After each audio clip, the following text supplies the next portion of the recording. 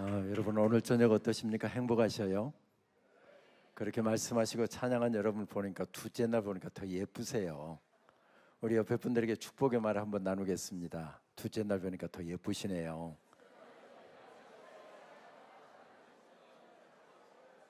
참 오랜만에 들어본 소리다 하는 표정을 지으시는 권사님도 계시고 멀쑥하게 계시는 연세 많으신 우리 장로님도 보이고 그러는데요.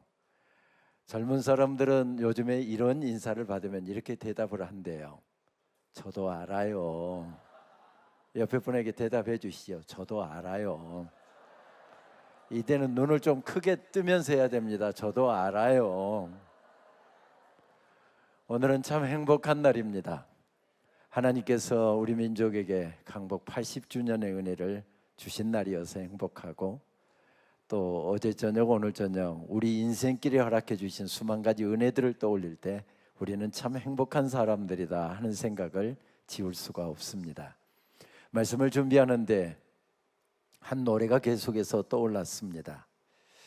3.1운동 직후에 서대문 형무소에는 7명의 10대 젊은 여성들이 갇혀 있었습니다.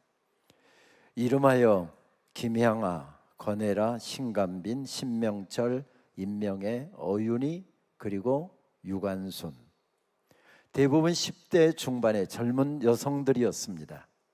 식민지의 젊은이들 하나둘 죽어가는 것은 문제도 아니던 시절이었기 때문에, 또 수많은 독립지사들이 고문을 이기지 못하고 결국 그 감옥에서 죽어가던 상황이었으니 두려움에, 우리도 혹시 여기서 고문받다가 죽어가는 거 아닌지 두려움에 떨었을 것입니다.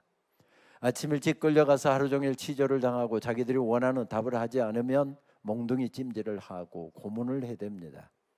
온몸이 만신창이가 되어서 기록에 의하면 제 발로 걸을 수가 없어서 간수 2사람이 부축해서 그렇게 역사 8호실로 돌아오기도 했답니다. 너무 두려웠습니다. 너무 무서웠습니다. 그래서 그들은 한 노래를 만들어서 부르기 시작합니다. 누가 작사했는지 누가 작곡했는지 정확히 밝혀지고 있지 않습니다. 어쩌면 7명의 그 여학생들이 함께 그 바닥에 고개 숙이고 고쳐 써가면서 그 노래를 만들었을 것이고 그 노래를 불렀을 것입니다.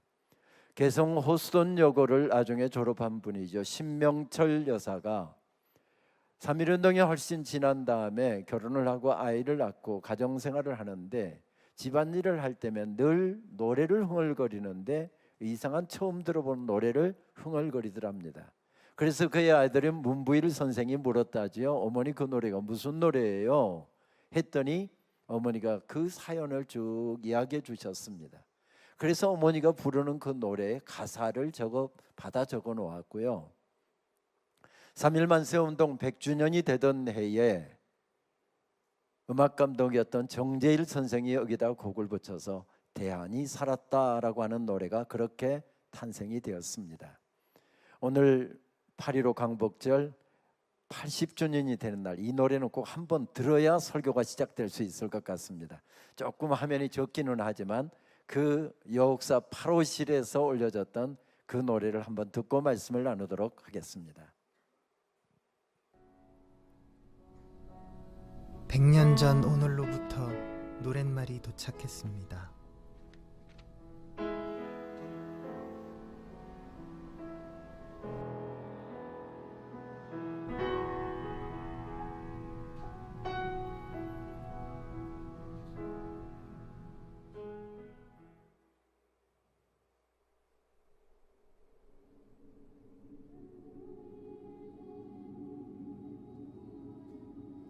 서대문 형무소의 전경입니다.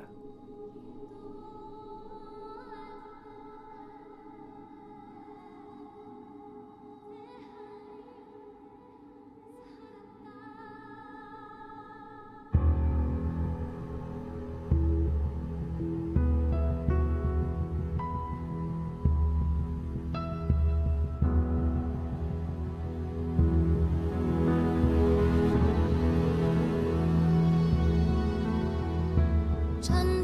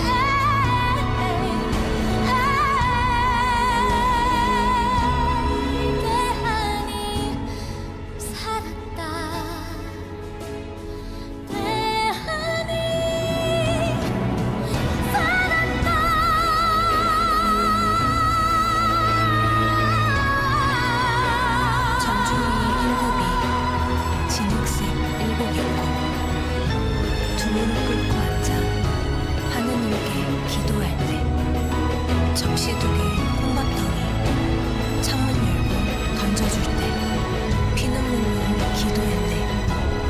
피눈물로 기도했네. 대한이 살았다. 대한이 살았다.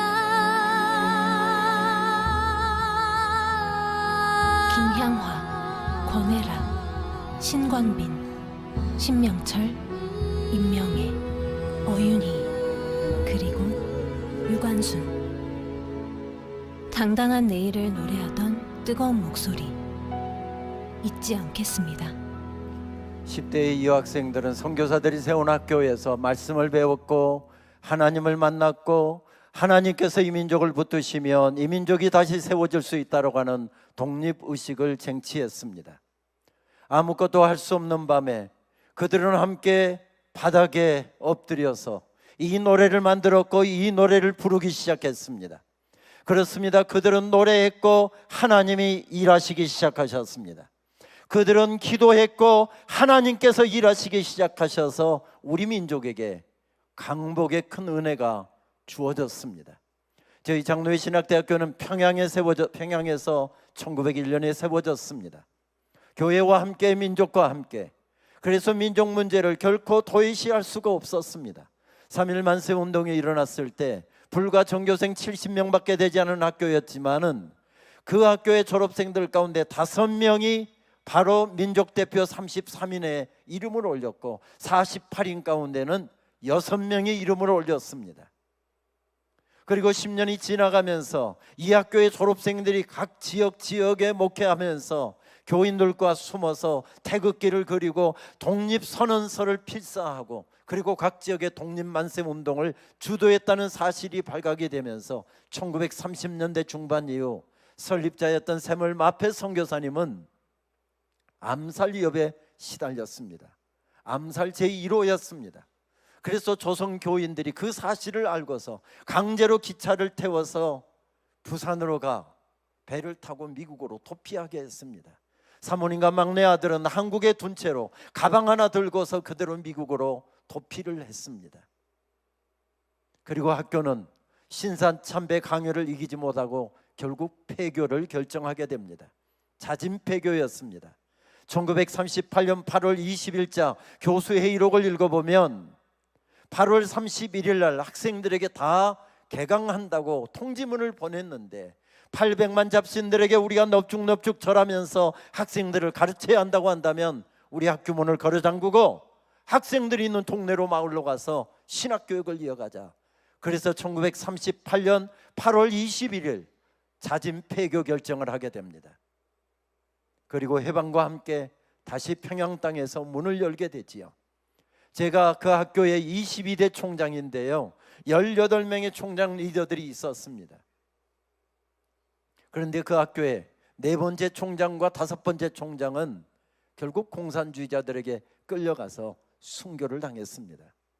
그래서 더 이상 평양 땅에서는 어떻게 신학교육을 이어갈 수가 없어서 생명과 같은 학교 건물을 평양 땅에 그대로 놔두고 스스로 걸어서 남쪽으로 내려왔습니다. 1948년의 일이었습니다. 그러므로 강복절은 3.1절은 다른 학교 다른 사람들 똑같이 감격하겠지만 우리에게는 남다른 의미가 있는 이유가 그것입니다. 그래서 3.1 만세 운동 100주년이 되던 때 KBS 공영방송에서 이 학교의 작은 학교의 졸업생들이 어떻게 3.1 만세 운동을 주도했는지 1시간짜리 다큐멘터리를 만들어서 방영하기도 했습니다. 그렇습니다. 교회는 민족과 함께 걸어왔습니다. 민족의 가슴에 복음을 심기 위해서 교회는 몸부림쳤고 먹이기 위해서 고아원을 세웠고 학교를 세웠고 병원을 세웠고 지금까지 140년 동안 그 사명을 감당해 왔습니다. 오늘 우리에게는 80년 만에 강복을 다시 생각하고 하나님의 은혜를 떠올리게 됩니다. 아무래도 오늘 애국가를 부르지 않으면 설교가 시작되지 않을 것 같은데 교회가 아니면 어디서 애국가 4절까지 한번 불러봅니까? 오늘이 바로 그날입니다. 우리 다 함께 일어서시겠습니다. 동해물과 백두산이 마르고 닳도록 하나님이 보호하사 우리나라 만세. 같이 애국가 부르시겠습니다.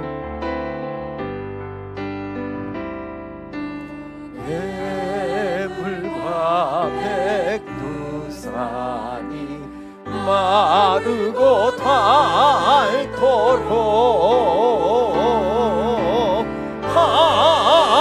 하나님이 보호하사 우리나라 만세. 무궁화 삼천리 화려강산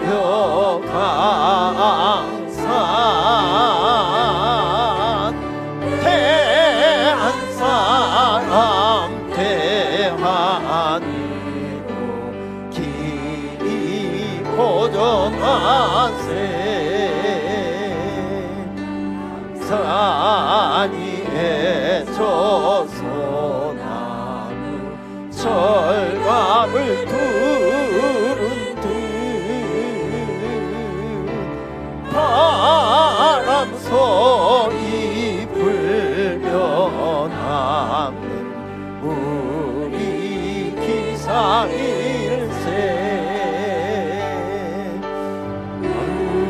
무궁화 삼천리 화려강산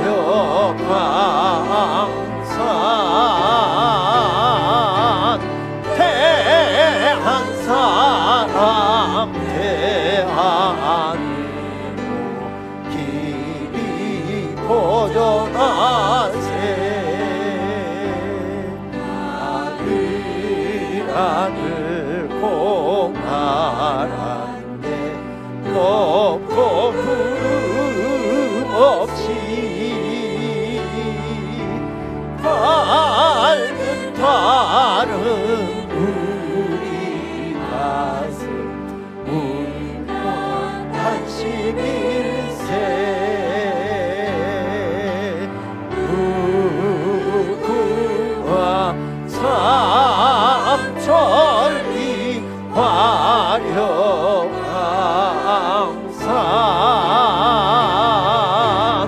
대한사람 대한민국 길이 보존하세. 이 기상관이 하늘로 충성을 다하여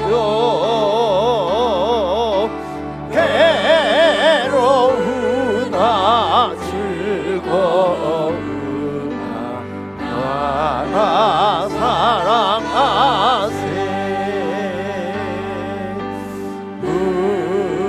무궁화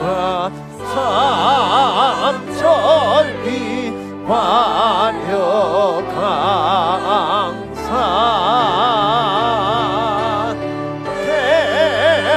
대한사람 대한민국 우리 보존하세. 하나님 감사합니다. 박수하면서 우리 자리에 앉으시겠습니다.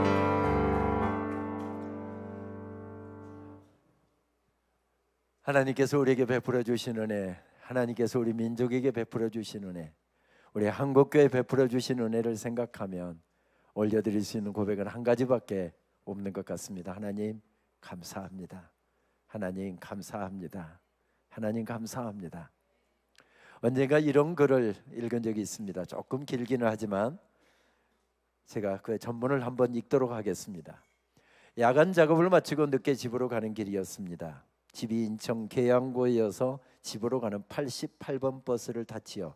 제가 인천 계양구에 있는 어느 교회 집회 인도하면서 이 사실을 확인했습니다. 88번 버스 이곳에 다닙니까? 다닌대요. 81번 버스 여기에 다닙니까? 다닌대요. 그러니까 거짓말은 아닌 것 같습니다. 배가 고파서 차가 빨리 가기를 바라며 버스를 탔는데 뒤에 오던 81번 버스와 앞지르기 경쟁을 시작하더군요. 그러다가 마침 신호등 앞에 두 버스가 나란히 서게 되었는데 88번과 81번 아저씨는 동시에 문을 열고 피 튀기는 말싸움에 돌입을 하더군요. 결국 열을 잔뜩 받은 우리 88번이 81번으로 쫓아 올라가더군요. 그런 모습을 보면서 우리는 은근히 우리 88번이 이기기를 속으로 응원을 했었지요. 그런데 신호등이 바뀌자 81번이 88번을 태운 채로 출발을 해버리는 것이었습니다. 그 순간 88번 버스에 탔던 우리들은 멍해지고 말았습니다. 기사가 없는 버스에 찬바람만 휑하게 불어오더군요. 기사 아저씨가 이제 오나 저제 오나 기다리는데 100m 전방 유엔묘지 커브 도는 길에서 열심히 뛰어오는 아저씨가 보였습니다. 불쌍해 보이더군요.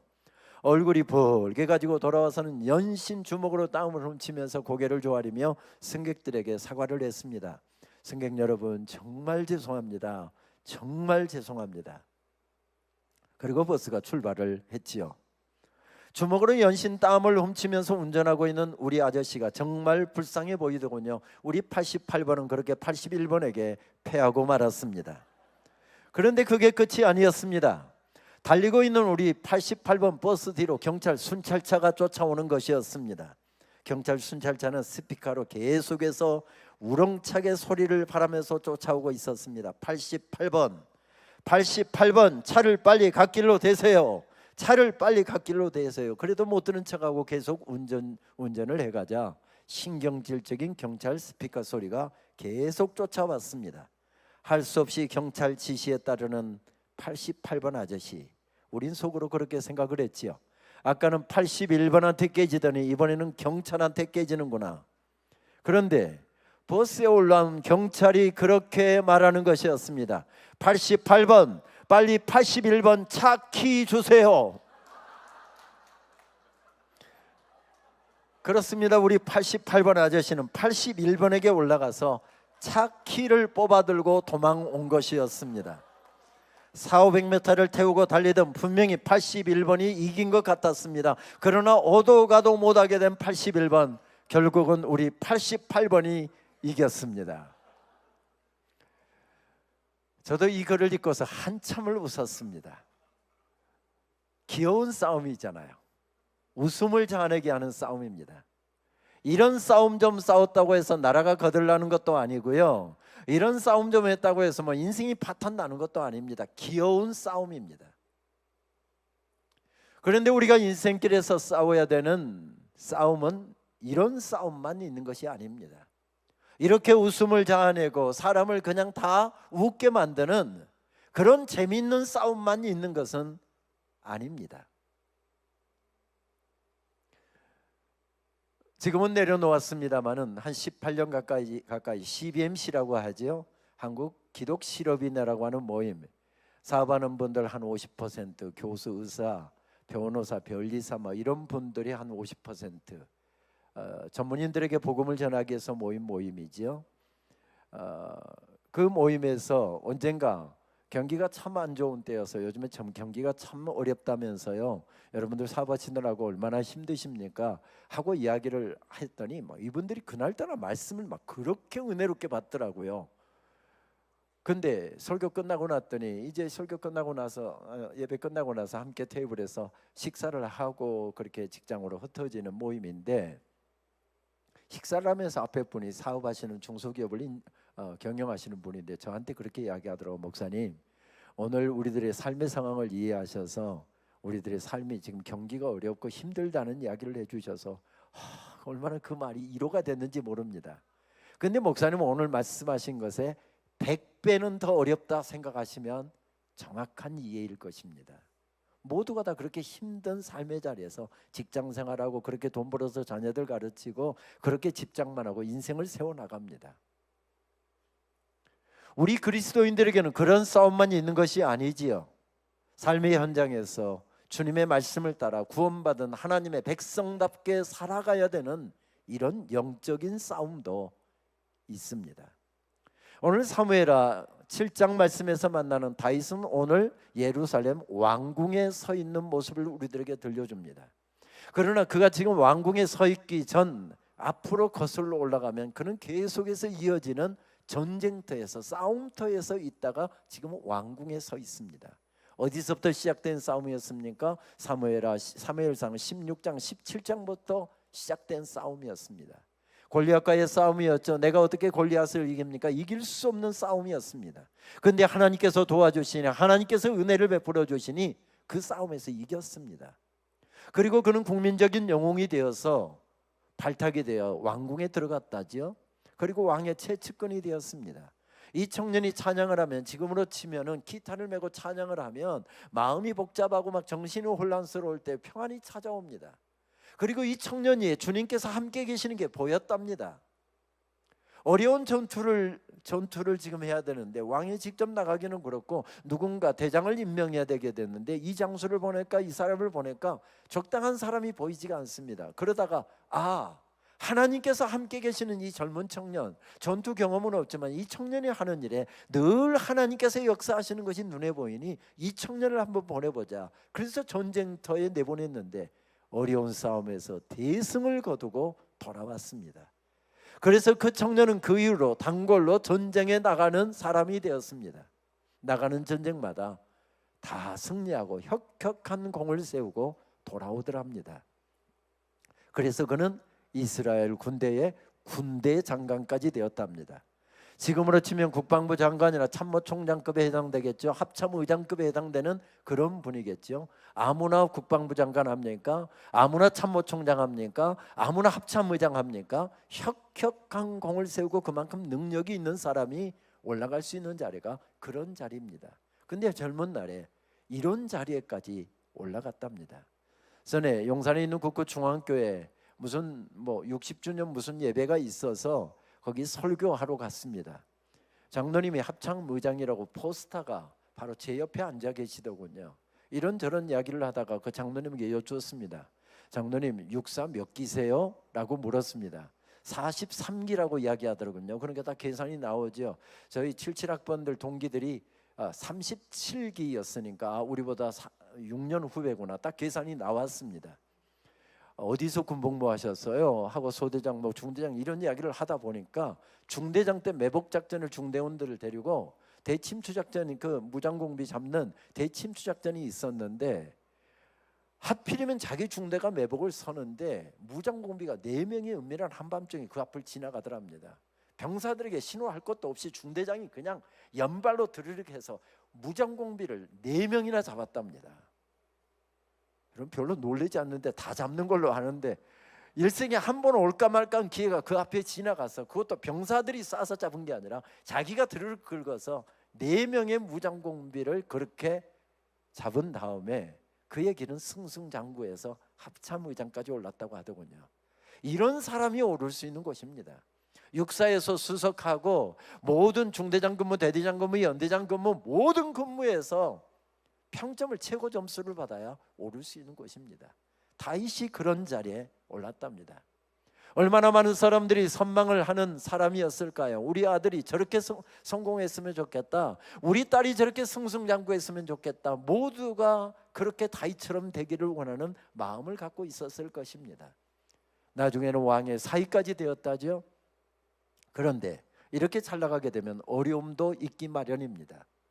그를 시기하고 질투하고 죽이려고 달려드는 사람이 있었답니다. 그가 누구였습니까? 그가 목숨을 걸고 섬기는 그의 주군이었던 사울왕이 모든 백성들의 관심과 박수갈채가 이 사람에게로 흘러가는 것을 보면서 질투하기 시작하고 전쟁에서 돌아왔는데 그 전쟁에 수고하고 왔다고 이야기하기 전에 그를 활을 쏘아서 그를 죽이려고 달려들더랍니다. 가까스로 피했습니다.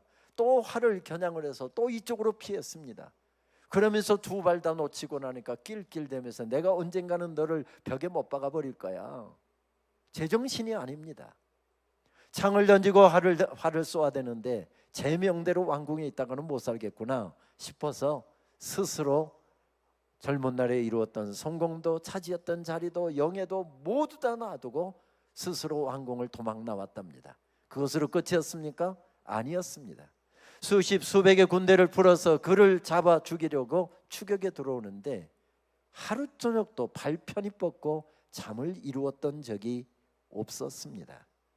그래서 사무엘상 17장 이후부터 오늘 사무엘하 6장까지 이어지는 말씀을 쭉 이어오면서 성경은 아주 그가 서 있었던 삶의 자리를 표현하면서 아주 독특한 단어 하나를 사용합니다. 광야라고 하는 단어입니다. 그가 마온에 서 있으면 반드시 마온 광야, 그가 십에 서 있으면 반드시 십 광야, 바란에 서 있으면 바란 광야, 엔게디에 서 있으면 반드시 엔게디 광야, 이렇게 지칭을 합니다. 엔게디는 광야가 맞습니다. 그러나 어디에 눈길을 두느냐에 따라서 다릅니다. 남동쪽으로 눈길을 들면 끝없이 펼쳐지는 네게브 사막이 그 앞에 펼쳐지고 있습니다. 북서쪽으로 눈길을 두면 거기에 시냇물이 흐르고, 몇 년 전에 그곳에 가보았더니 한가롭게 산양이 산염소가 풀을 뜯고 있는 모습을 지켜볼 수 있었습니다. 그런 자리에 다윗이 딱 서 있으면 항상 빼놓지 않고 성경은 뭐라고 말씀하는가 하면 엔게디 광야, 그렇게 이야기합니다. 광야는 먹을 것이 없는 것입니다. 마실 것도 없고요, 생명을 이어가기 어려운 자리입니다. 그를 죽이려고 달려드는 해충과 수많은 대적들의 음흉한 눈빛이 번쩍이는 곳이 광야입니다. 그가 서 있는 자리를 항상 광야라고 이야기했던 것은 그의 삶이 정함도 없었고 그의 삶에 안정도 없었고 평화도 없었던 그런 어려움의 자리에 그가 서 있었다라고 하는 사실을 이 단어를 통해서 은유적으로 표현하고 있는 것입니다. 그런데 죽도록 힘들고 어려웠던 시간, 다윗은 어떻게 합니까? 목숨을 보존하기 위해서 한밤중에도 부스럭 소리만 나면 한밤중에도 일어나서 도망갈 준비를 하고 주위를 살피고, 그런 가운데서도 시편 말씀을 보게 되면 그는 하나님 앞에 엎드리고 하나님 앞에 기도하고, 어느 때는 눈물로 하나님께 찬양을 올려드리고, 어느 때는 탄식하듯이 하나님, 내가 무슨 잘못을 했습니까? 목숨을 걸고 내 왕을 섬긴 것 외에 내가 잘못한 게 뭐가 있습니까? 하나님은 아실 거 아닙니까? 탄식하던 하나님 앞에 눈물에 간구도 올려드리고, 어느 때는 여기까지 인도하신 하나님의 은혜, 하나님의 은혜로 내 인생이 여기에 서 있다라고 하는 사실을 깨달으며 하나님 앞에 감격의 찬양을 올려드리기도 합니다. 여러분, 혹시 수국이라는 꽃을 알고 계신지요? 요즘에는 계량대에서 사시사철 볼 수 있는 꽃이지만 옛날에는 7, 8월 가장 무더운 이때 피어나는 꽃이 수국이지요. 요즘에는 계량된 수국이 정부에서 공원마다 많이 심어서 정말 이런 꽃송이들이 열리는 것을 보기도 했습니다. 그런데 여러분 아시는 것처럼 수국은 지역과 환경에 따라서 색깔과 모양이 약간씩 다르게 피는 꽃으로 알려져 있지요. 예를 들면 흙의 산도가 중성이면 하얀색으로 피고요, 지금 화면에 나옵니다. 산성이면 청보라색으로 피고요, 알칼리성이면 연분홍색으로 피어나는 꽃이 수국이라는 꽃입니다. 그래서 옛 선인들은 수국을 가리켜서 7개의 얼굴을 가졌다 해서 칠면화, 이렇게 칭하기도 했지요. 다윗에 대한 말씀을 묵상하다 보면 다윗은 수국과 같은 사람이다 하는 생각을 지울 수가 없습니다. 그리고 정말 수국을 딱 닮았구나라고 하는 생각을 갖게 됩니다. 그러면서 문득 이문재 시인의 수국이라는 시가 생각이 납니다. 이런 내용의 시입니다. 여름날은 혁혁하였다. 오래된 마음자리 마르자 꽃이 번근다. 꽃 속의 꽃들 속에 꽃이 피어나자 꽃송이가 열린다. 나무 전체가 부풀어 오른다. 마음에서 마음들이 훌훌 자리를 털고 일어난다. 16의 달빛마다 달빛으로 저마다 길을 밝히며 마음들이 떠난다. 떠난 자리에서 뿌리들이 종돈하고 있다. 꽃은 빛의 그늘이다. 무슨 이야기지요? 목이 마르고 죽을 것처럼 덥고 힘든데 뿌리를 깊게 수국이 내리고 정말 죽을 힘을 다해서 꽃을 피워냈답니다. 얼마나 꽃이 소담했던지 얼마나 아름다웠던지 지나가시는 우리 한빛교회 권사님들 그냥 못 지나고 와, 너무 예쁘다, 너무 예쁘다 몇 번을 감탄하고 지나가시더랍니다. 보람이 있었습니다. 그런데 16의 달빛이라고 하는 그 표현을 통해서 무엇을 이야기합니까? 보름 정도가 지나가니까 그렇게 죽을 힘을 다해서 꽃을 피웠는데 꽃이 시들기 시작하더랍니다. 무슨 이야기죠? 실망할 수 있는 상황입니다. 내가 어떻게 이루었는데, 내가 어떻게 차지했는데, 내가 어떻게 이룬 것인데 마음에 실망이 찾아오는 시간이었답니다. 그런데 수국은 실망하지 않고 다시 뿌리를 깊게 내리고 또 꽃을 피울 준비를 하더랍니다. 다윗의 생애를 묵상하다 보면 다윗은 수국과 같은 사람이라고 하는 생각을 지울 수가 없습니다. 젊은 날에 이루었던 성공이 사라져버렸습니다. 젊은 날에 차지했던 자리가 사라져버렸습니다. 모든 것이 사라진 그 시간, 그는 다시 믿음의 뿌리를 깊게 내리고 소담한 믿음의 꽃을 피워내고요, 기도의 꽃을 피워내고요, 예배의 꽃을 피워내고요, 찬양의 꽃을 피워내더랍니다. 이렇게 믿음으로 그 어려운 시간들을 헤쳐나가고 있는 수국과 같은 다윗의 삶을 하나님께서 유심히 지켜보시다가 그에게 놀라운 축복을 허락해 주셨습니다. 그 축복이 무엇이었습니까? 하나님께서 세우시고 친히 다스리시는 이스라엘 나라의 2대 왕이 되게 하신 것입니다. 그는 지금 왕궁을 거닐고 있습니다. 하나님의 은혜가 아니면 내가 결단코 설 수 없는 자리인데 하나님께서 은혜를 베풀어 주셔서 그 왕궁을 그는 지금 거닐고 있습니다. 그 축복의 자리, 은혜의 자리, 그 왕궁을 거닐면서 다윗은 무엇을 생각하고 있습니까? 내 인생에 베풀어 주신 수만 가지 은혜를 떠올리고 있습니다. 어쩌면 다른 말씀이기는 하지만 시편 116편 12절 말씀에서 시인이 노래했던 그 고백이 왕궁을 거니는 다윗의 고백이었을지 모릅니다. 여호와께서 내게 주신 은혜를 무엇으로 다 보답할까? 그렇습니다. 하나님께서 은혜로 세워주셨는데 축복의 자리에서 다윗은 무엇을 생각하고 있습니까? 하나님의 은혜를 생각하고 있습니다. 아시는 것처럼 다윗의 고향은 베들레헴이었습니다.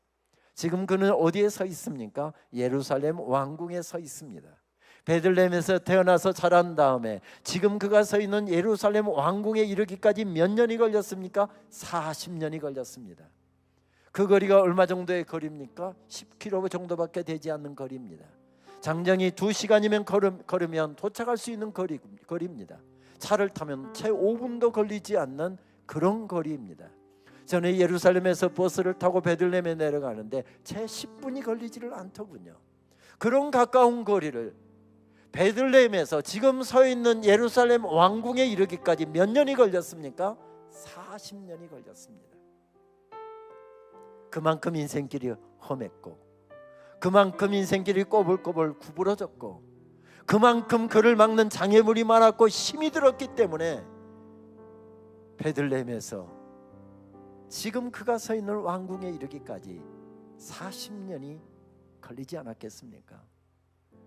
그렇습니다.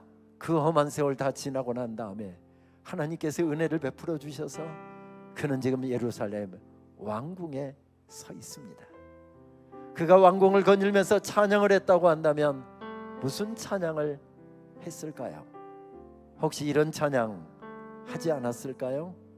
내 평생 살아온 길 뒤돌아보니 짧은 내 인생길 오직 주의 은혜라.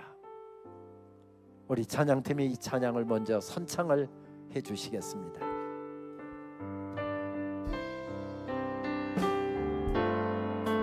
평생 살아온 길 뒤돌아보니 짧은 내 인생길 오직 주의 은혜라. 주의 은혜라 주의 은혜라 내 평생 살아온 길 주의 은혜라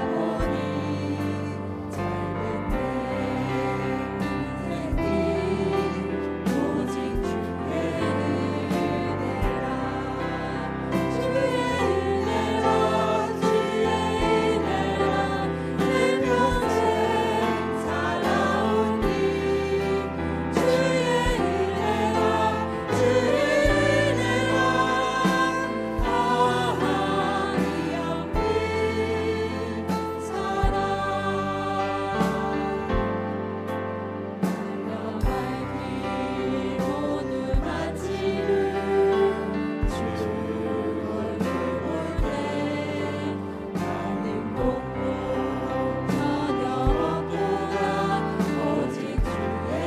우리 다 함께 찬양하겠습니다. 지금 이제까지 지내온 건 주의 크신 은혜라. 한이 없는 주의 사랑 어찌 이루 말하냐. 자나깨나 주의 손이 항상 살펴주시고 모든 일을 주 안에서 영통하게 하시네. 주의 은혜라 주의 은혜라 내 평생 살아온 길. 주의 은혜라 주의 은혜라 다함이 없는 사랑. 달려갈 길 모두 마치는 주 얼굴 볼 때 나는 아무 공로 전혀 없도다 오직 주의. 두 손 들고 한 번만 더 고백할까요? 주의 은혜라 주의 은혜라 내 평생 살아온 길. 주의 은혜라 주의 은혜라 다함이 없는 사랑. 달려갈 길 모두 마치는 주 얼굴 볼 때 나의 공도 전혀 없도다 오직 주의.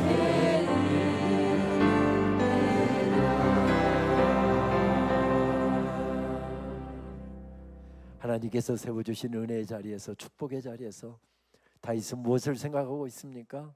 내 인생길에 베풀어 주신 하나님의 은혜를 생각하고 있습니다. 시편 145편 1절 말씀을 보게 되면 그는 하나님께서 세워주신 축복의 자리 은혜의 자리에서 한 가지 또 다른 한 가지를 고백하고 있는 것을 발견하게 됩니다. 왕이신 나의 하나님, 내가 주를 높이고 영원히 주의 이름을 송축하리이다. 하나님께서 왕으로 세워주셨는데 내가 왕이 아니라 하나님이 왕이시랍니다. 오늘 여러분 사무엘하 7장 말씀을 자세히 보게 되면 왕이 이렇게 나오는데 하나님께서는 그걸 딱 내리쳐서 뭐라고 말씀하시는가 하면 내 종 다윗에게 이렇게 이야기합니다. 내가 집을 세우겠다 내가 하고 있는데 하나님께서는 내가 세우겠느냐 아니다 라고 말씀하신 다음에 내가 세운다 내 하나님 자신 왕 대신 하나님 자신을 가리켜서 왕 대신 하나님이 세운다. 그 사실을 대조해 가면서 말씀이 펼쳐지고 있는 것을 발견하게 됩니다. 이러한 고백은 21세기에 우리가 드리는 고백과 그 당시 왕권 시대에 다윗이 드렸던 고백과는 전적으로 질이 다릅니다. 여러분 아시는 것처럼 왕권 시대는 왕이 둘이면 안 되는 시대였습니다. 왕인 아버지가 몸이 안 좋아서 계속 시름시름 앓습니다. 수많은 정무들을 감당할 수가 없어서 조기 은퇴를 생각하고 세자로 책봉해놓은 아들에게 왕위를 물려주었습니다. 그리고 이제 정사를 다 아들에게 맡기고서 열심히 좋은 데 찾아다니고 하고서 치료를 받았더니 깨끗하게 2년 만에 병이 고침을 받았습니다. 그래서 다시 건강을 되찾았습니다. 그래서 아버지가 2년이 지나고 나니까 다시 왕의 자리가 생각이 나니까 왕의 자리를 뺏으려고 하면 아버지도 죽였던 시대가 왕권 시대였습니다. 왜냐하면 왕이 둘이면 안 되는 시대이기 때문에 그렇습니다. 내가 나이 들어서 이제 죽게 되면 우리 큰 아들에게 물려주려고 세자를 책봉을 해놨습니다. 그런데 내가 어련히 죽고 나면 지가 왕위를 차지할 텐데 그 사이를 못 참고 힘있고 실력계나 있는 나이든 신하들을 은밀하게 한밤중에 찾아다니면서 쑥덕거린답니다. 그러면 아들도 죽였던 시대가 왕권 시대였습니다. 우리 영조가 아들 사도세자를 뒤주에 가둬서 죽인 이유가 그것이었잖아요. 사색탕파 싸움할 때 노론이 특별히 사도세자를 모함하고 계속 안 좋은 이야기를 하니까 아들이 계속해서 어긋장을 놓으면서 딴짓을 하니 이 무더운 여름에 뒤주에 가져서 먹을 것도 마실 것도 주지 않고 그렇게 죽였던 시대가 왕권 시대입니다. 다윗은 왕의 혈통에서 태어난 사람이 아닙니다. 그러므로 무엇보다도 왕권을 견고하게 세워야 되는 때인데 왕으로 세워주었더니 예루살렘 왕궁을 거니면서 내가 왕이 아니라 하나님이 왕이십니다. 이런 고백을 올려드리고 있습니다. 조선시대의 한 왕이 평민 복장을 하고 영의정 한 사람을 동반하고 민정시찰에 나섰답니다. 저 뒤편에 호위무사가 두서너 명이 또 변복을 하고 따르지 않는 것은 아니었지만 둘이서 저작거리를 하루 종일 다니면서 백성들이 사는 모습도 보고 또 백성들의 삶의 자리도 살피고 민심도 살폈습니다. 해가 니역니역 질 때가 되자 배도 고프기도 하고 제일 민심 살피기가 좋은 게 주막이어서 마지막으로 가서 주막에 가서 우리 국밥 한 그릇 먹고 민심도 살피고 입궁하자고 하고서 주막에 가서 백성들이 먹는 국밥 한 그릇을 시켜놓고 국밥이 나오기를 기다리고 있었습니다. 그런데 영의정이 국밥이 나오기를 둘이 왕하고 마주 앉아서 지금 기다리고 있다가 저 벽에 무슨 글씨가 쓰여져 있는 것을 보고서 글씨를 딱 보더니 얼굴이 딱 굳어져서 왕에게 와서 귓속말로 그렇게 이야기하더랍니다. 전하 큰일 났사옵니다. 들켰사옵니다. 목소리를 낮추고서 왕이 영의정에게 묻습니다. 그게 무슨 말인가 했더니 역시 목소리를 낮추면서 전하 들켰사옵니다 하고서 벽 쪽에 딱 글귀를 가리키는데 보니까 벽에는 그런 글귀가 붙어 있었습니다. 손님은 왕이다. 누가 우연히 써붙여놓은 글씨를 보고서 알아맞춘 것이 아니었습니다. 장로님들이 그렇게 말씀하시니까 하나님이 왕이시다 그런 고백을 자기도 흉내내서 하고 있었던 것이 아니라 내 인생길에 수많은 어려움이 있었고 답답한 일이 있었고 그 많은 어려운 인생길을 걸어올 때 하나님께서 다스려 주셨습니다. 여기까지 인도해 주셨습니다. 도와주셨습니다. 그 은혜가 아니라고 한다면 나는 결탄코 여기에 이르지 못했을 텐데 내 인생을 다스려 주시고 은혜로 덮어주셨던 하나님이 내 인생에 왕이십니다. 그 고백을 지금 올려드리고 있습니다. 그리고 이런 고백과 하나님께서 베풀어 주신 은혜를 떠올리면서 다윗이 제일 먼저 생각해냈던 것이 무엇이었습니까? 오늘 말씀 바로 앞에 사무엘하 6장 말씀을 보게 되면 하나님의 임재의 상징인 법궤를 모셔드리는 일을 합니다. 우리가 잘 알고 있는 것처럼 법궤는 하나님의 임재의 상징이었죠. 어려운 강약길을 걸어갈 때 하나님께서 너희들과 함께하고 있다라고 하는 상징으로 주셨습니다. 그 법궤에는 뭐가 들어있었습니까? 하나님께서 손가락으로 친히 써주셨다는 십계명 돌판이 들어있었고요. 무슨 이야기죠? 하나님께서 말씀하신다. 말씀 따라 살면 너희들은 승리하게 된다. 아론의 쌍난 지팡이가 들어있었습니다. 하나님께서 지금 통치하고 계신다 그런 뜻이지요. 그리고 만나 항아리가 들어있었습니다. 아무리 어려워도 힘들어도 하나님께서 너희들을 먹이실 것이다. 책임지실 것이다. 그래서 이스라엘 백성들은 항상 수경을 하면 정중앙에다 법궤를 위치시켰습니다. 그리고 행진을 할 때는 제사장들이 법궤를 메고 이동을 했습니다. 요단강이라든지 여리고성이라든지 자기들의 힘으로 뛰어넘을 수 없는 장벽이 부딪히게 되면 하나님의 명령을 따라서 법궤를 제일 앞으로 전진 배치를 했습니다. 그때 하나님께서 놀랍게 역사하셨습니다. 그래서 그들은 광야 40년을 지나왔고 드디어 가나안 정복을 하고 가나안 땅에서 살게 되었습니다. 가나안 땅에서 집 짓고 그곳에서 젖과 꿀이 흐르는 땅에서 농사를 지으면서 잘 먹고 잘 살게 되자 그들은 더 이상 하나님의 임재를 구하지 않습니다. 법궤가 어디에 처박혀 있는지 관심도 없었습니다. 우여곡절 끝에 사무엘하 6장 말씀을 보게 되면 하나님의 임재의 상징인 법궤를 왕궁에 모셔드리는 광경이 나옵니다. 사무엘하 6장 1절 말씀을 보게 되면 3만 명의 군대를 동원했다는 기사가 기록되어 있습니다. 여러분 그림에서 보시는 것처럼 4명이 어깨에 메고서 이것을 어깨에 메고서 이동하도록 법궤를 옮기도록 그렇게 하나님께서 명령하셨습니다. 4명이면 족하고 호위무사들을 앞뒤로 세우고 찬양한 사람들 세운다 할지라도 15명에서 20명이면 족한데 다윗은 저 법궤를 왕궁으로 모셔드리면서 3만의 군대를 동원했답니다. 당시에 3만의 군대면 전방에 경계 서는 병력들 빼고 정군을 다 동원했다 해도 과언이 아닙니다. 무엇 때문에 이렇게 수많은 군대를 다 동원했을까요? 상상력을 동원해 보십시다. 지금 여기서 법궤가 왕궁에 있는 예루살렘으로 지금 이동하고 있습니다. 성경은 그렇게 말씀하죠. 제사장 4사람이 법궤를 메고 그 뒤에 찬양한 사람이 따르고 그 뒤에 다윗이 덩실덩실 춤을 추고 하나님 앞에 찬양하면서 법궤를 왕궁으로 모셨다. 그런데 거기에 백성들이 구경 나왔을 것입니다. 왕의 행차가 있으니 얼마나 새로운 왕을 보고 싶었겠습니까? 백성들이 구경 나왔습니다. 그 연변에 2열 종대로 3만의 군대가 지금 도열해 있습니다. 지금 다윗은 법궤를 메고 왕궁으로 들어가면서 구경 나온 백성들에게 3만의 군대가 도열해 있는데 그 군대들에게 외치고 있습니다. 하나님의 임재는 생명을 걸고 지켜내야 된다. 하나님의 임재가 떠난 나라, 하나님의 임재가 떠난 교회, 하나님의 임재가 떠난 가정, 하나님의 임재가 떠난 인생 망한다. 하나님의 임재는 생명을 걸고 지켜내야 된다.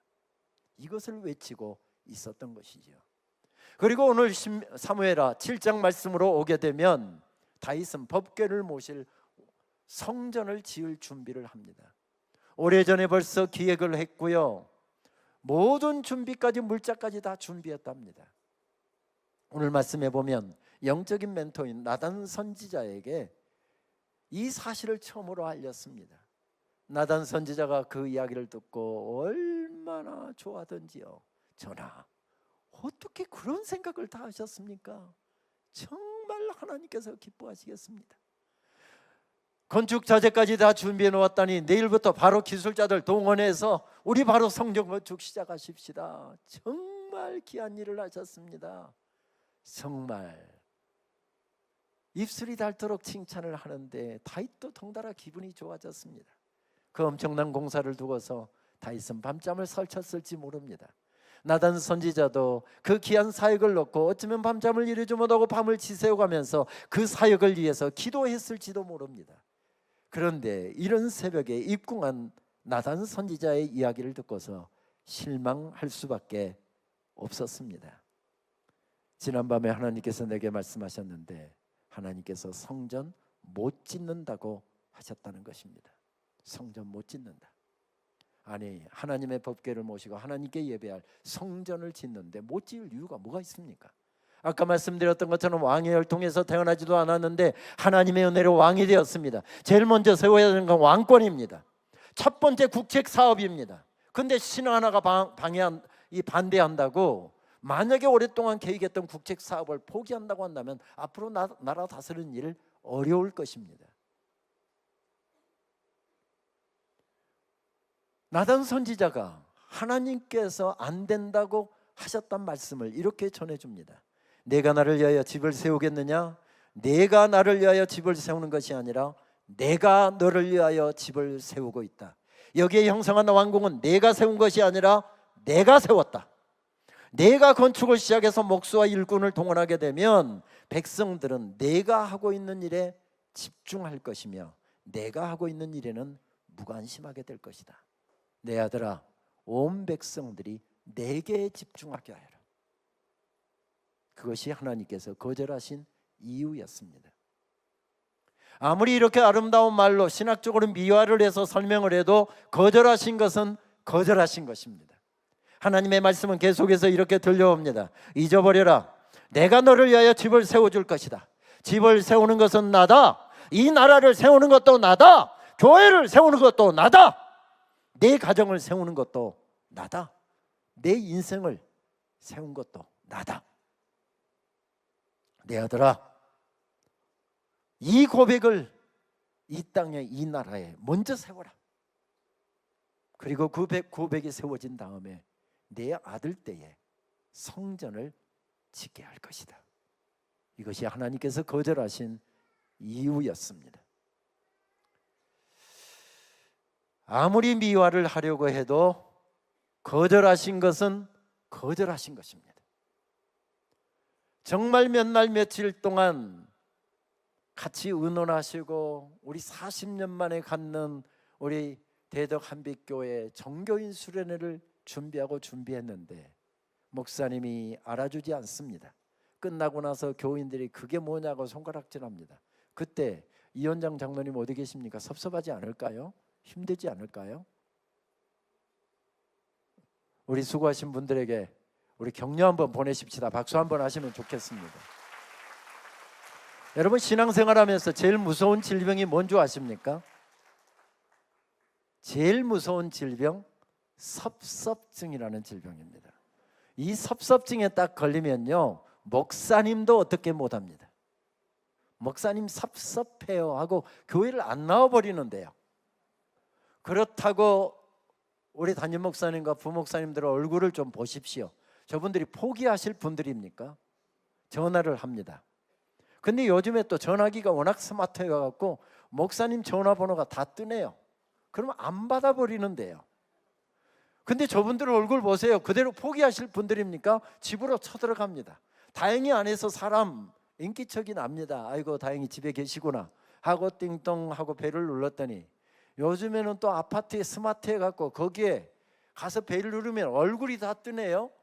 담임 목사님이 거기에 딱 서 있으면 바로 전까지 떠들고 웃고 소리 나더니 조용히 갖고 문을 안 열어주는데요. 여러분, 섭섭증 굉장히 무서운 질병입니다. 가능하면 섭섭증 안 걸리시면 좋을 것 같습니다. 그런데 여기서 문제를 내겠습니다. 섭섭증은, 특별히 교회에서 섭섭증은 누가 잘 걸릴까요? 1번, 지난 주간에 예수님 믿기로 작정하고 우리 한빛교회에 등록하신 새신자. 2번, 장로님. 3번 나갈 필요가 있겠습니까? 해답이 나온 것 같은데 3번 필요 없겠지요? 1번입니까? 2번입니까? 장로님 큰일 났습니다. 장로님들이 섭섭증 잘 걸린다네요. 장로님들 큰일 났습니다. 새로 오신 성도님들은요, 교회 처음 오면 앉아 있어도 어색하고요, 서 있어도 어색하고요, 장로님 목사님 다 달라붙어서 막 이것 드세요, 이리 오세요, 저리 앉으세요, 막 친절을 베풀면 그것도 막 부담스러워서 안절부절 못하겠고요. 섭섭증 걸릴 여유가 없습니다. 근데 장로님들은요, 모르기는 몰라도 주무시는 시간 빼고 깨어있는 시간은 계속 교회 생각, 사역 생각, 성도들 생각으로 가득 차 있습니다. 어떻게 하면 주님의 교회를 더 힘있게 세울까? 주님 기뻐하시는 교회를 세울까? 내 시간, 내 물질, 내 정성 모든 것을 다 바치고 언제나 교회 일이 제 우선순위 1순위인 분들입니다. 그런데 그렇게 교회를 위해서 수고하는데 누가 예멘 소리를 합니다. 누가 몰라주고 이상한 소리를 합니다. 그러면 섭섭증 딱 걸리기 좋습니다. 여러분, 다윗과 같은 사람이 누가 있었습니까? 다윗처럼 하나님을 사랑하고 하나님을 위해서 성전 지을 준비를 하고 자재까지 다 준비해놓은 왕이 누가 있었습니까? 근데 하나님이 안 된다고 말씀하십니다. 섭섭증에 딱 걸리기 좋은 때였습니다. 근데 다윗은 섭섭증에 걸리지 않습니다. 무엇 때문에요? 내가 왕이 아니라 하나님이 왕이십니다. 내가 주인이 아니라 하나님이 내 인생의 주인이십니다라고 하는 확고한 신앙 고백이 있었기 때문이었습니다. 흔히 인생은 사이의 기록이라고 이야기하지요. 그 사이를 무엇으로 채우느냐, 그만큼이 우리 인생이고 그만큼이 우리 신앙생활이라는 뜻입니다. 아까 우리 벌쩍벌쩍 뛰면서 찬양하고 또 50댄스 하는 우리 젊은 우리 청년들 정말 권사님들이 예쁘셨죠. 나도 저런 때가 있었는데 좋은 때다, 좋은 때다. 그 뛰는 모습 보면서 다 그런 생각하셨을 것입니다. 여기 지금 대부분 다 포진하고 앉아 계시는데요.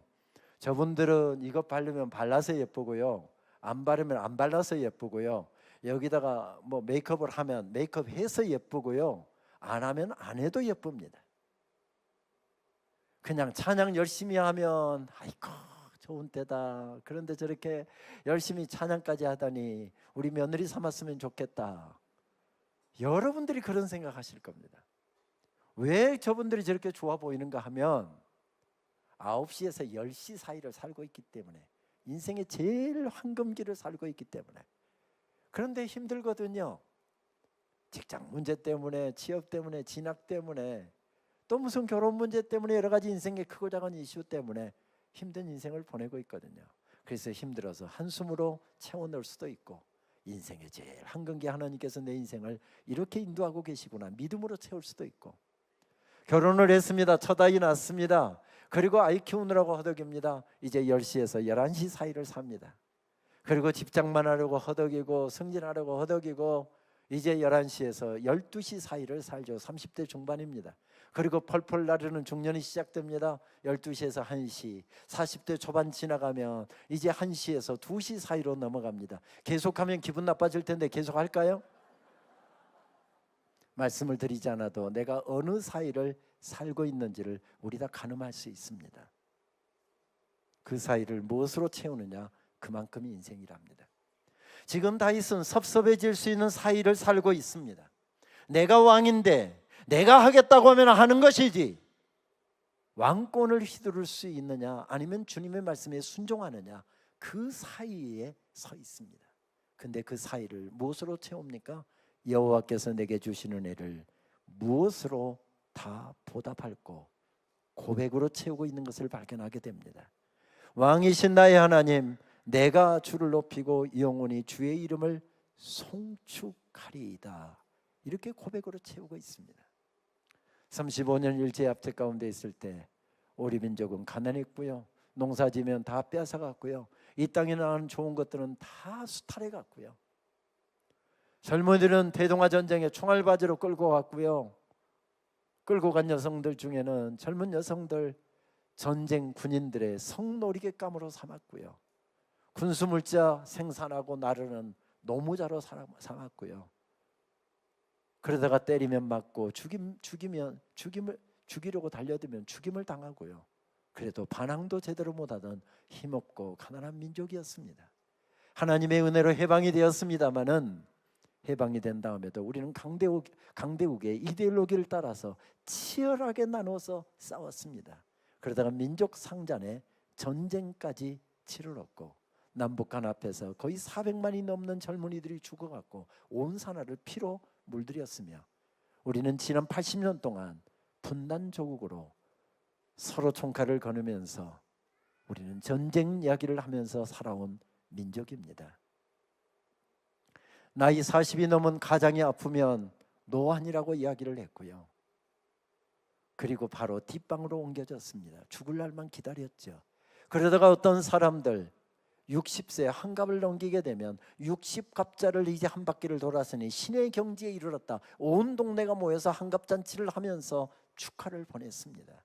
그때 한국 남성들의 평균 수명 만 40세였습니다. 해방 당시에 우리나라는 그때 유엔에 가입되어 있는 나라 120개국 중에서 제일 꼴찌인 119위를 기록했던 세계 최빈국이었습니다. 가진 것도 없고 자원도 없고 기술도 없고 그런 가난한 나라였습니다. 강대국의 이데올로기를 따라서 계속해서 전쟁 이야기를 하면서 살았고, 백성들의 생명을 보호해야 될 정권자들, 정부조차도 백성들을 자기와 생각이 다르거나 누명을 뒤집어 씌워서 백성들을 죽이는 그 학살이 계속 이어져 왔습니다. 정치적인 후진국이었습니다. 근데 하나님께서 이 민족에게 은혜를 베풀어 주셨고 이제 세계무역 12위권에 이르는 강대국이 되었고요. G7의 반열에 들었고 G12의 반열에 들었습니다. 군사력은 전 세계 5위를 자랑하는 군사 강대국이 되었습니다. 그러면서도 우리는 여전히 1991년 소비에트 연방, 바로 소련이 내려놓았던 그 이데올로기 찌꺼기를 가지고 우리는 여전히 빨갱이니 좌익이니 우익이니 좌판이 우판이 하면서 싸우면서 우리는 전쟁 이야기를 하면서 지난 80년을 살아왔습니다. 그런 민족에게 하나님께서 은혜를 베풀어 주셨고 우리나라가 만든 제품과 또 문화의 컨텐츠들을 사용하기 위해서 노래면 노래, 드라마면 드라마, 그리고 영화, 심지어는 문화까지 그것을 배우고 싶어서 전 세계에서 한국말을 배우는 열풍들이 일어나고 있는 이런 놀라운 축복을 이 민족에게 허락해 주셨습니다. 그리고 이 민족에게는 잘 먹고 잘 살게 되면서 나타나는 음란과 타락의 문화들이 넘실대고 있습니다. 많은 백성들은 하나님을 떠나고 교회를 비아냥거리고 신앙을 비웃고 지난 140년 동안 이 땅의 복음이 전해진 이후로 하나님께서 이 땅에 베풀어 주셨던 수만 가지 은혜들을 잊어가고 있는 이런 상황 가운데 서 있습니다. 이런 상황 가운데서 우리가 해야 될 것은 무엇일까요? 이런 상황 가운데서 민족을 생각하고 분단족으로 나누어져 있는 이 나라, 하나님의 은혜로 하나님의 손 안에서 하나가 되리라. 에스겔서 37장에서 주셨던 그 예언의 말씀을 따라서 이 민족에게 응하게 하여 주옵소서 눈물로 기도했던 그 기도를 우리 시대에도 계속해서 이어가야 되지 않겠습니까? 그렇습니다. 은혜를 받은 사람들은 그냥 살아갈 수가 없습니다. 아니, 그냥 살아서는 안 됩니다.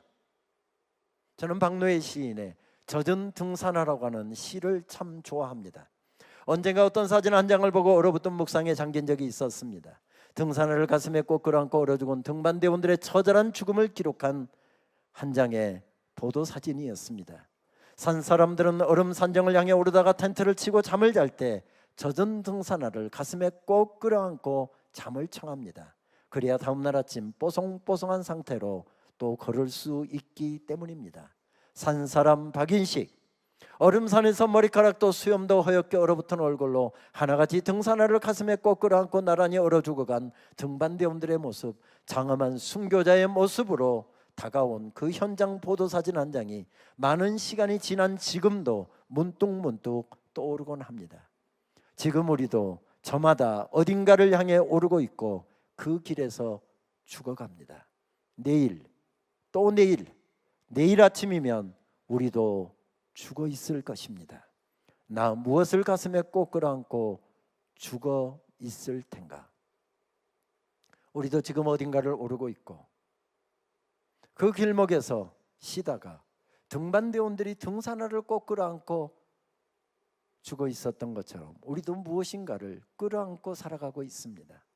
얼음산을 오르는 등반대원들에게 등산화는 필수적인 품목입니다. 얼음산도 그렇고 등산은 등산화가 없이는 오를 수가 없습니다. 하루 종일 얼음산을 오르다가 보니 해가 니역니역 지고 그래서 그곳에서 하루 저녁을 수경하기로 하고 텐트를 쳤습니다. 그런데 등산화가 다 젖어 있습니다. 영하의 날씨입니다. 만약에 밖에다 텐트 아니라 할지라도 밖에다 내놓고 자면 이거 꽁꽁 얼어붙어 버리면 내일 아침에 등산 못합니다. 그래서 등반대원들이 침낭에 들어가서 잠을 청하면서 다 가슴에다가 등산화를 말리려고 등산화를 꼭 끌어안고 잠이 들었답니다. 근데 그날 눈사태가 내려서 등반대원들의 수경한 그 텐트를 덮어버렸습니다. 구조대가 급파되었고 한 사람이라고 살리려고 막 급히 눈을 다 제끼고서 다 사람들을 꺼냈는데 보니까 한결같이 다 죽어 있었습니다. 수염도 머리도 하얗게 된 그 눈에 덮여서 죽어 있었습니다. 그런데 보니 그 등반대원들이 다 등산화를 꼭 끌어안고 죽어 있더랍니다. 말씀드렸던 것처럼 등산화는 등산하는 사람들에게 필수적인 품목입니다. 그런데 우리는 그 등산화를 가슴에 끌어안고 살다가 우리 주님 앞에 서도 부끄럽지 않겠는가? 이것을 우리는 항상 생각해야 됩니다. 등산화는 필요한 것입니다. 그러나 그거 끌어안고 살다가 주님 앞에 가서 주님 만나도 괜찮겠는가? 순간순간 우리 자신을 점검해야 합니다. 그렇습니다. 은혜 받은 사람들의 첫 번째 책무는 무엇을 끌어안고 살 것이냐이고, 두 번째 책무는 잘 살아야 된다라고 하는 것입니다. 하나님 앞에 부끄럽지 않게 하나님 앞에 서는 그날 돌부끄럽기 위하여 잘 살아야 된다라고 하는 것, 그것이 은혜를 받은 사람, 은혜를 받은 민족들이 해야 될 일이랍니다. 오래전 한국에 오신 선교사님이 6개월 동안 한국어 수업을 받은 다음에 이제 제법 쓰고 읽을 수 있게 되었습니다. 그래서 송구영신 예배에서 설교문을 다 작성을 하고 프로프리딩까지 받은 다음에 그 설교문을 읽는 형식으로 처음으로 한국에서 한국말로 설교를 하게 되었습니다. 제가 그 설교문을 한번 읽을 텐데 혹시 거친 말이 나오면 우리말에서 들은 선교사님의 이야기지 절대 김은영 목사의 이야기가 아니라고 하는 것, 또 그거 누구한테 읽으면 저 큰일 납니다. 그것을 참고하셔서 설교문을 한번 들으시면 좋겠습니다. 친애하는 교우 자매 여러분, 오늘 우리는 송년 예배를 드립니다. 이 밤이 지나면 2년이 가고 새 년이 옵니다. 오는 년을 맞이하면서 새 년과 함께 보낼 몸과 마음의 준비가 필요하듯 간년을 가감하게 정리해야 할 마음가짐도 중요합니다. 지난 년을 돌이켜보면 여러 가지 꿈과 기대에 미친 년도 있고, 어떤 년은 실망스럽고 어떤 년은 참 재미있었습니다. 새 년은 어떤 년일까 하는 호기심과 기대도 있겠지요. 그러나 가장 중요한 것은 2년 전년 할 것 없이 다 하나님이 주신 년이라는 것입니다. 그럼 여러분, 어떤 년을 맞아도 잘 살아야 합니다. 우리는 이렇게 한국말 하지 않습니다. 한글과 한자를 같이 섞어서 배우다 보니 새해가 오고 지난 해, 이렇게 우리는 보통 이야기하는데 아직 한국말이 서툴어서 해년자를 붙이다 보니까 뉘앙스가 이상한 말이 되고 있습니다. 제가 예언을 하겠습니다. 오늘 저녁 프로그램을 다 마치고 숙소로 돌아가시면서 우리 장로님과 권사님 가면서 오늘 참 되게 재밌대 하면서 2년 전년 이야기하시면서 분명히 가실 것입니다. 왜냐하면 말에는 유난히 내리에 꽂히는 단어가 있기 때문에 그렇습니다. 근데 그것이 생각나면 안 된다는 것입니다.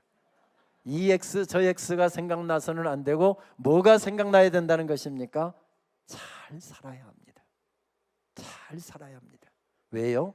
우리는 하나님의 은혜 받은 존재들이기 때문에. 하나님의 은혜가 아니면 결코 설 수 없는 존재고, 하나님의 은혜가 아니면 결코 하나님의 보좌 앞으로 나갈 수 없는 존재였는데, 하나님께서 은혜를 베풀어 주셔서 우리가 하나님의 자녀가 되는 놀라운 특권을 덧입혀 주셨기 때문입니다. 축복의 자리를 거니면서, 은혜의 자리를 거니면서 여호와께서 내게 주신 은혜를 무엇으로 다 보답할고 그것으로 끝나는 것이 아니라 은혜를 생각하는 사람은 잘 살아야 된답니다. 그리고 무엇을 끌어안고 살다가 주님 만날 것인지, 내가 내 인생의 모든 초점을 어디에 맞추고 살아갈 것인지를 순간순간 확인해야 된답니다. 그렇습니다. 잘 살아야 됩니다. 이 말씀을 준비하다가 오래전 기억 하나가 떠올랐습니다. 1985년 11월 하순, 저는 장로의 신학대학교 신학대학원 3학년 졸업반이었습니다. 11월 학기가 다 끝나가고 있는데 임지를 위해서 오래전부터 기도하고 있었지만 아직 임지는 결정된 것이 없었습니다. 그때 드렸던 기도는 하나님께서 보내시는 것이면 어디든지 가겠습니다. 제일 먼저 저를 오라고 하는 교회, 그 교회로 달려가겠습니다. 그렇게 기도하고 있었습니다. 저는 서울의 한 교회 고등부 교육전도사를 하고 있었지요. 하루 종일 쪼그리고 앉아서 주일날 고등부 학생들에게 전할 설교를, 그때는 전부 다 핸드라이팅으로 했으니까 뭐 전부 다 손으로 쓰고 또 다시 정서하고 이렇게 하다가 손도 아프고 또 쪼그리고 앉아서 글 쓰다 보니까 몸도 좀 해서 좀 몸 좀 풀려고 일어났습니다. 찬송 좀 듣고 싶어 갖고 라디오 사이클을 돌리고 있는데, 그때 극동방송인지 기독교 방송인지는 정확히 기억이 안 나지만 어느 방송에서 찬송이 막 시작돼서 나오는데 처음 듣는 찬양이었습니다.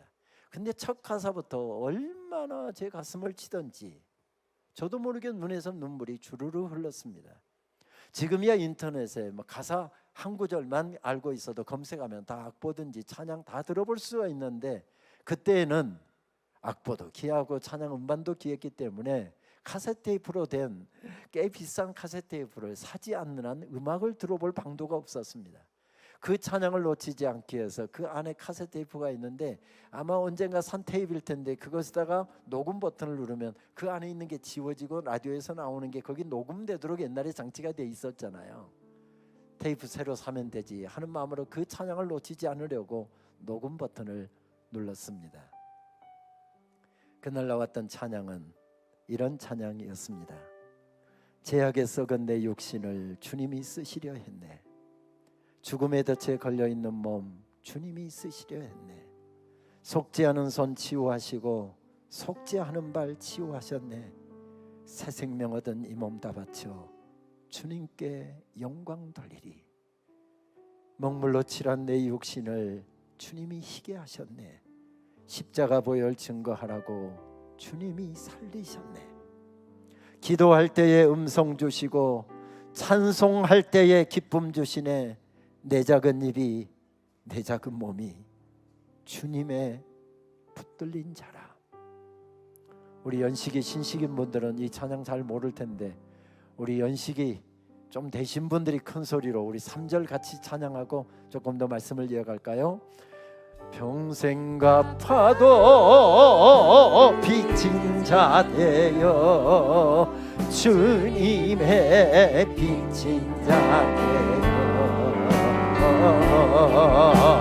주님 가신 길 택하였건만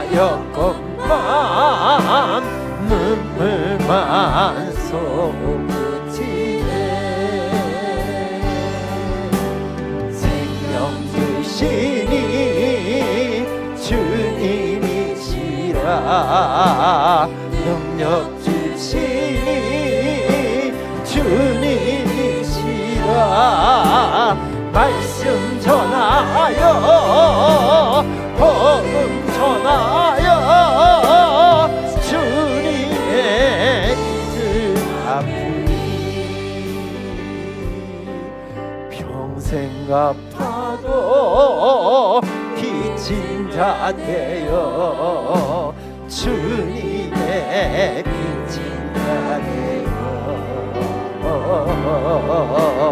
주님 가신 길 택하였건만 눈물만 쏟으시네. 생명 주시니 주님이시라. 말씀 주시니 주님이시라. 말씀 전하여 복음 전하여 주님의 뜻을 앞으로.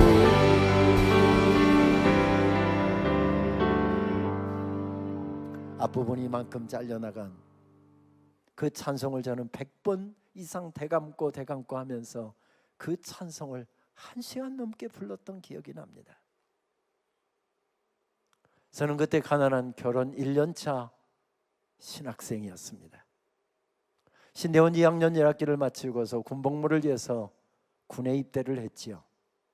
일반 장교로 소대장하고 참모생활하고 중대장 근무까지 하고 3년 6개월에 복무연한을 마치고서 제대했을 때, 그때 당시 국가에서 저축을 장려하던 때라, 야 독신 장교들 다 군대에서 먹여주고 입혀주는데 무슨 돈이 필요해. 연대장의 특명으로 독신 장교들은 90% 이상을 다 일괄 연대 격리과에서 공제를 해서 그걸 다 그때 이율이 굉장히 높았던 재형저축에다 전부 다 그냥 강제로 저축을 해버렸습니다. 그래서 정말 독신 장교들에게는 병사들에게 담배 얻어 피우지 마라 이런 이야기가 나올 정도로 군대 생활은 월급에 얼마 되지도 않는 월급의 10%를 가지고 살아야 했으니 정말 힘들었습니다. 근데 3년 6개월 군복무를 마치고서 제대할 때에 제 평생에 처음으로 큰 목돈을 들고서 제대를 했습니다. 사귀던 아가씨와 7년 교제 끝에 결혼을 바로 제대하자마자 결혼을 하기로 했는데 부모에게 큰 소리를 쳤습니다. 그 큰 돈을 처음 만져봤으니까 부모 도움 받지 않고 제 힘으로 결혼합니다. 큰 소리를 빵 쳤는데 막상 결혼 준비를 하는데 두 사람 모아놓은 돈을 다 합쳐도 왜 그렇게 들어갈 돈이 많습니까? 살 집은 구해놔야 되잖아요. 그래서 돈 이만큼 떼서 최소 돈을 떼서 방을 얻으려고 서울 외곽을 다 뒤지는데 단칸 세 방을 얻을 곳이 없었습니다. 돈이 너무 작아서. 그래서 서울 외곽 경기도권을 뒤지기 시작했지요. 마누라 없이는 살아도 장아 없이는 못 산다는 동네, 지금 경기도 하남시, 그때 신장이라고 했죠. 그곳에 부엌을 통해서 들어가는 조그만 방 하나, 단칸 세 방을 얻어서 결혼 신혼생활을 시작했습니다. 신혼여행도 못 갔고요, 뱀을 못 해줬습니다. 그래도 새 옷은 한 벌 사줘야지 하고서 옷 한 벌 사주고 살면서 해줄게 하고 결혼 생활을 시작을 했습니다. 급하게 얻은 집이다 보니까 연탄가스 냄새가, 구들장으로 옛날에 다 연탄가스들 배출을 했잖아요. 연탄가스 냄새가 항상 가시지를 않아. 그렇게 우풍이 심한데 이만큼 항상 문을 열어놓고 자다가 일어나면 항상 저든지 아내든지 먼저 흔들어 보고서 숨 쉬는가 확인을 하고는 했습니다. 항상 연탄가스 걱정하면서 잠자리에 들었습니다. 따뜻한 물 좀 쓰려고 하면 날씨가 워낙 추워서 따뜻한 물 좀 쓰려고 한다면 아궁이에다가 양동이에 물 올려놓고 잠을 자야 따뜻한 물을 쓸 수가 있었습니다. 밖에 바람이 너무 차갑게 불어서 따뜻한 물이지만 안에서 세수하려고 보면 부엌이 워낙 코딱지만한 해갖고 아내가 거기서 아침 준비를 하고 있으면 그 옆에서 세수를 할 공간이 나오지 않아서 밖에 가서 하고 와요 하고 막 등 떠밀어 내보내면 가서 고양이 세수하고 어이 추워 하면서 들어왔던 기억이 새롭습니다. 세입자들이 4가구가 살고 있었는데 그 함께 공동으로 쓰는 화장실이 그래도 수준이 굉장히 높아서 수세식이었습니다. 야, 우리 집 굉장히 수준이 높구나. 수세식을 잘 썼는데 문제는 결혼 10월 달에 결혼하고 11월 달 지하고 12월 달에 갑자기 날씨가 추워졌는데 그 수세식 화장실이 얼어붙어 버렸습니다. 화장실을 사용할 데가 없었습니다. 한 50m 떨어지는 합동측 교회, 제가 섬기는 교회는 멀어서 50m 떨어지는 합동측 교회, 지금도 이름을 생생하게 기억합니다. 신장중앙교회. 그 교회 새벽 제단에 항상 참석을 해서 기도를 하고서 마지막 5분 동안은 그 교회 목사님과 그 교회 장로님들 막 교회를 위해서 집중적으로 기도한 다음에 당당하게 그 교회 화장실 쓰면서 나는 이 교회 화장실 쓸 자격이 있는 사람이야. 60-70m 떨어져 있는 그 교회 화장실을 3개월 이상 사용하고 살았습니다. 그래도요, 그때 제 가슴은 뜨거웠습니다. 정말 주님께서 죽으라고 한다면 죽을 수도 있을 것 같았습니다. 주님 가라시는 곳이면 어디든지 가겠습니다. 정말로 처음으로 저에게 작은 교회에서 오라고 할 때 그 교회에 달려갔습니다. 그런데 여러분, 저의 지금 고민이 뭔지 아십니까? 저는 지금 좋은 학교의 교수도 되었고요, 총장도 되었습니다. 화장실이 수세식으로 2이나 있고요, 비록 총장 공간이긴 하지만 내 집은 아니지만 따뜻한 물도 나오고요, 연탄가스 걱정할 필요 없고요, 자녀들 미국에서 오면 줄 방도 서재 빼고도 2개나 되고요. 여러분, 그런데 오늘 제 고민이 뭔지 아십니까? 가난하고 배고프고 갈 곳도 없었던 그 신학생 때는 가슴이 뜨거웠는데, 하나님께서 축복의 자리에 세워주셨는데, 은혜를 베풀어 주셨는데 그때보다 가슴이 덜하면 덜하지 그때만큼 뜨겁지 않다는데 저의 고민이 있습니다. 그래서 우리는 함께 모여야 합니다. 은혜 받은 사람들은 함께 모여서 서로를 깨우고 더 좋은 노래로 하나님께 찬양하고 내 인생길에 베풀어 주신, 우리 민족 가운데 베풀어 주신 그 수만 가지 은혜들을 서로 나누면서 더 좋은 예배, 더 좋은 찬양, 더 좋은 감사, 더 좋은 섬김으로 올려드리기 위하여 우리는 함께 모여야 합니다. 그래서 이번 주제 선구가 알려주는 대로 모이기를 패하는 어떤 사람들의 습관과 같이 하지 말고 그 날이 가까움을 보면 볼수록 더 모이기에 힘쓰자, 이렇게 말씀합니다. 모여서 치킨 먹게요? 모여서 피자 파티 하게요? 아닙니다. 우리 자신들을 서로 세워나가기 위해서, 하나님께 감사하기 위해서, 하나님께 찬양하기 위해서 주신 말씀으로 다시 내 삶을 다듬고 다시 삶의 자리로 파송받아 나가기 위해서 우리는 함께 모여야 하고, 모일 때마다 서로를 세워가는 그런 교회로 우뚝 살아갔으면 좋겠습니다. 2012년도 학교에서 제게 영곽기를 내주셔서 미국의 콜롬비아 신학대학원에서 한 학기 영곽기를 보내게 되었습니다. 그 도시에 집회 인도도 있었고 애틀란타에 있는 학교죠. 그 도시에 집회 인도도 있었고 학교 강의도 있었기 때문에 그 학교도 도시도 미국의 어떤 도시보다도 자주 갔던 바로 학교인데도 불구하고 그 학교에 한 학기, 그 다음에 방학까지 포함하면 약 8개월 정도를 긴 시간을 머물렀던 것은 딱 20년 만에 다시 갔던 걸음이었습니다. 저는 좀 이런 나이에 서울 강남의 한 교회에서 단임 목회를 시작을 했고요. 한 3년 정도 단임 목회를 하다가 대학원 지도교수의 강권에 못 이겨서 늦은 나이에 미국 유학길에 올랐습니다. 그 학교에서 처음 유학생활을 시작했습니다. 유학생활을 시작하면서 나이도 많지요.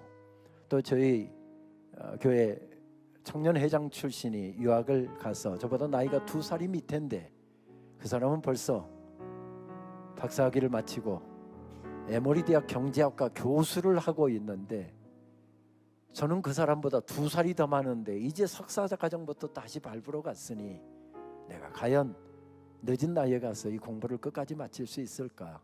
머리가 그렇게 좋은 것 같지도 않고 도와주는 사람도 없고 가진 것도 없는데 적어도 7년 이상의 공부를 해야 되는데 끝까지 달려갈 수 있을까? 불안한 마음으로 학기를 시작하면서 눈물로 하나님 앞에 기도하며 첫 예배를 드렸습니다. 총장실에서 8월 말에 전화가 왔습니다.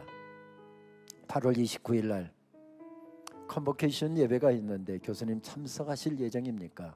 아시는 것처럼 미국에서는 입학식 겸 개강 예배를 드리는 것을 컨보케이션이라고 하잖아요. 당연히 참석하겠습니다.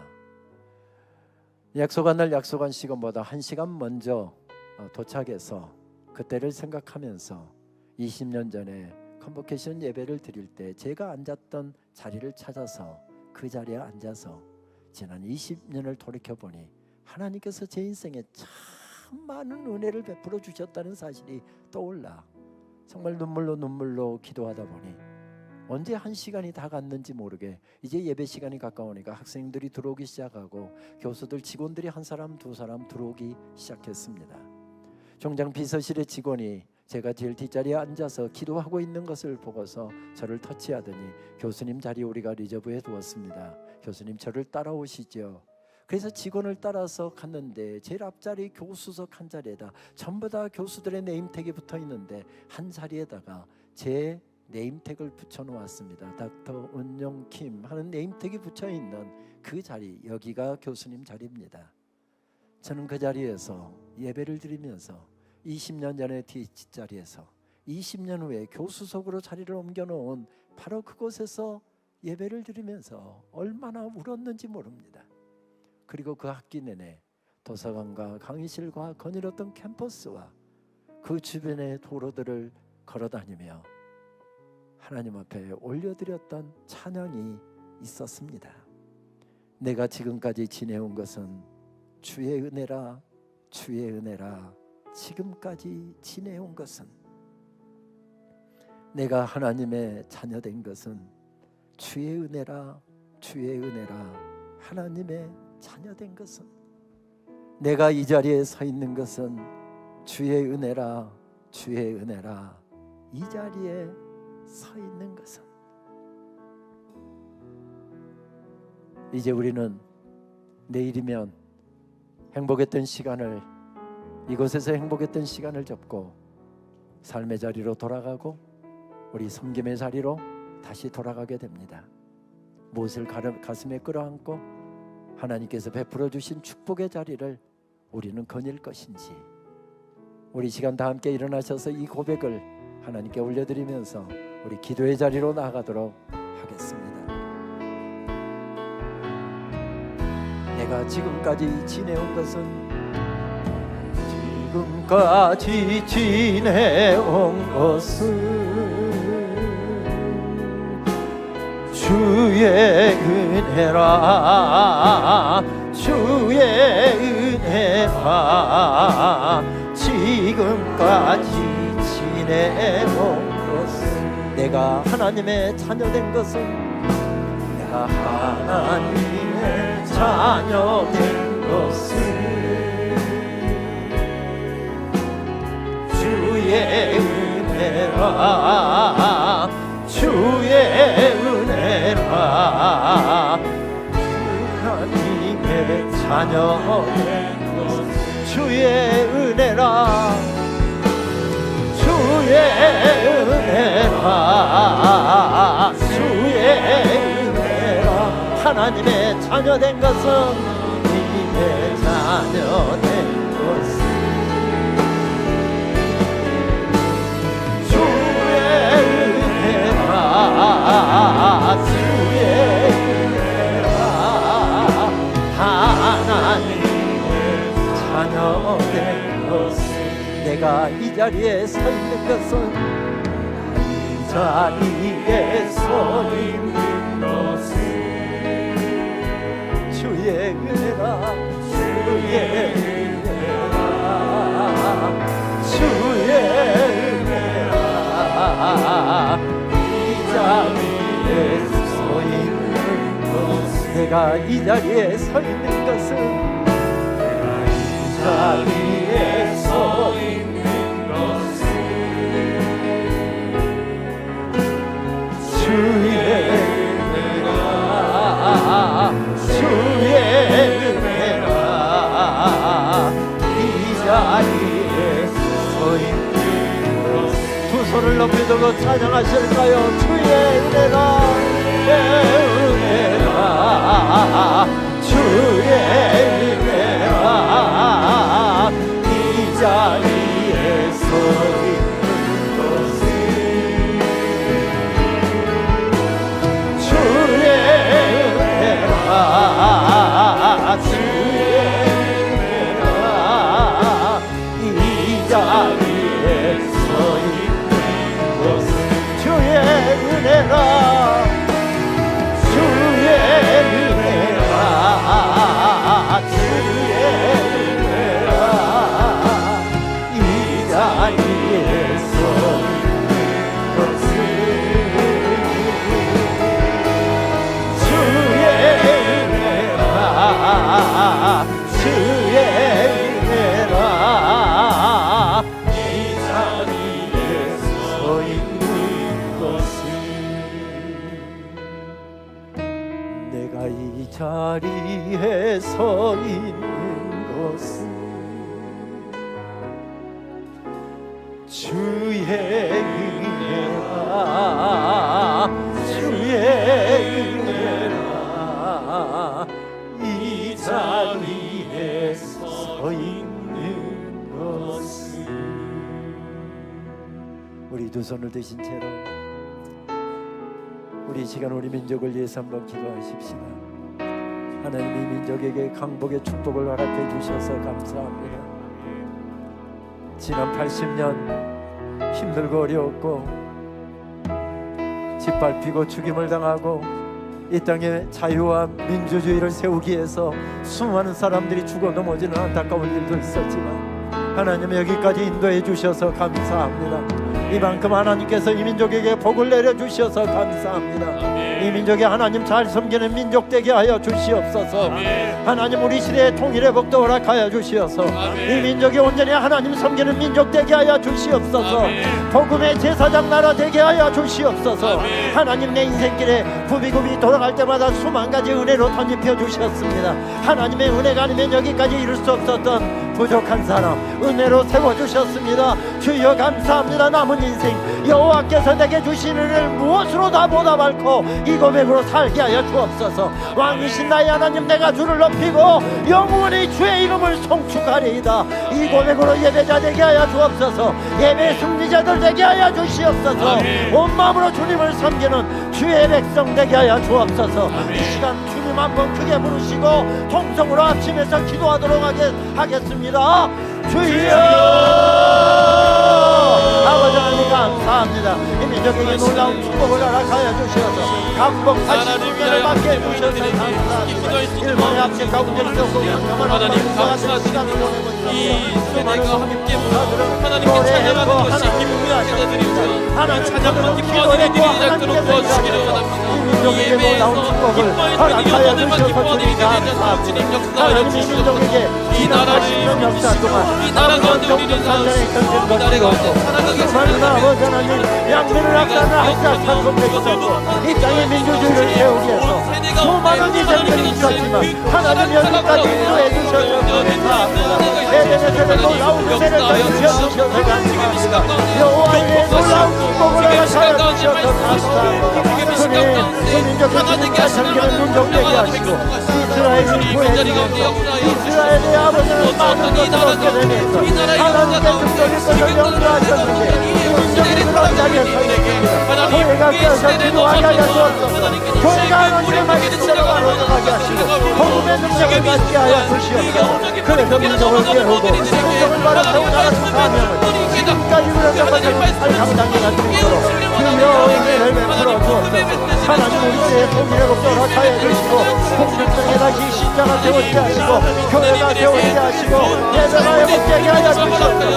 지하에서 아버지는 세계하며 오늘날 현실들이 양성을 지켜가고 있는 하나님 공평성의 성도를 기억하여 주옵소서.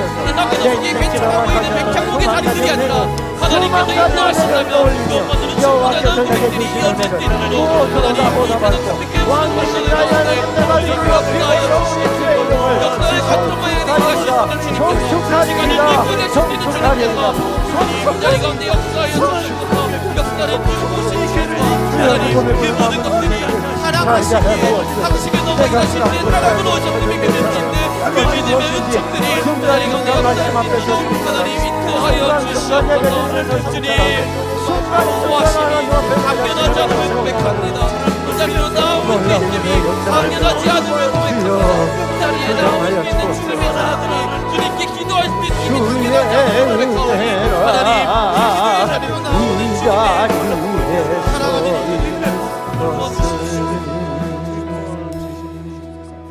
내가 이 자리에 서 있는 것은 주의 은혜라 주의 은혜라 이 자리에 서 있는 것은 그렇습니다. 주님 주의 은혜라 주의